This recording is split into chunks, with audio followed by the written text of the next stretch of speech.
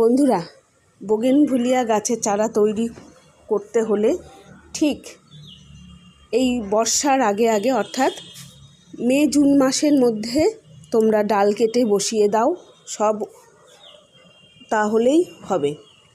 আর আমি চারা তৈরি করবার জন্য যে ডালগুলো ব্যবহার করেছি বা নিয়েছি সেগুলো দেখো একটু কালচে ধরনের, তার মানে একটু মোটা, একটু শক্ত ডাল।